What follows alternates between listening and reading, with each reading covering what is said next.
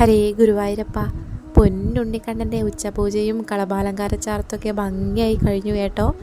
ദശാവതാരത്തിലെ ആദ്യത്തെ അവതാരമായ മത്സ്യാവതാരമൂർത്തിയായിട്ടാണ് ഭഗവാൻ ഇന്ന് അവതരിച്ചിരിക്കുന്നത്. ഗുരുവായൂരപ്പനെ അതിഗംഭീരമായി ചാർത്തിയിരിക്കുന്നു മേൽശാന്തി അമ്മ.